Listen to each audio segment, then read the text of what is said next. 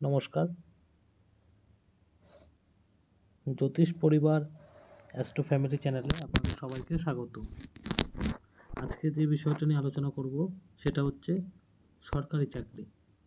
আপনি কি করে বুঝতে পারবেন যে আপনার সরকারি চাকরির যোগ আছে গভর্নমেন্ট সার্ভিসে, সেটা নিয়ে একটু আলোচনা করব।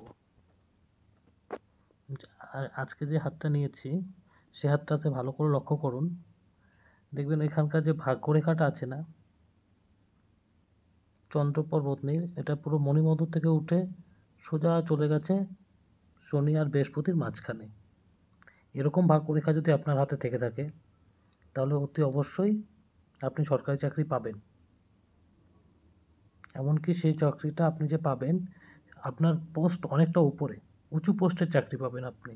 এরকম হাতে যদি ভাগ্যরেখা থাকে আর আপনার হাতে যদি কোনো গ্রহর অবস্থান যদি খারাপ না থাকে, আপনি নিশ্চিতভাবে সরকারি চাকরি পাবেন। দেখুন এই হাতে মঙ্গল যথেষ্ট ভালো আছে, বুধও ভালো আছে, এদিকে আপনার বৃহস্পতি স্থানটাও আপনার ভালো আছে যথেষ্ট, শনি মহারাজও ভালো আছে, রবিতে সেরকম কোনো সিম্বল নেই, মোটামুটির উপরে রবিও ভালো আছে, খারাপ না। এদিকে শুক্র পর্বত ভালো আছে।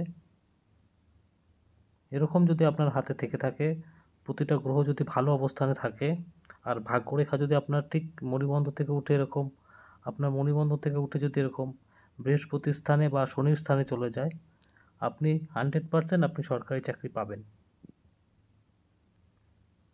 এমনকি এই যে হাতটা আছে, এই হাতটা এই ব্যক্তি সরকারি চাকরি করবে, সরকারি চাকরি তো পাবে, প্লাস এমনকি ইনি সাইড কোনো বিজনেসও করতে পারবে। এনার বিজনেস করার মাইন্ড আছে, এমনকি বিজনেস করার মনোবৃত্তি আছে এনার, ইনি বিজনেস করবে, একটা সময় ইনি বিজনেস অবশ্যই করবে।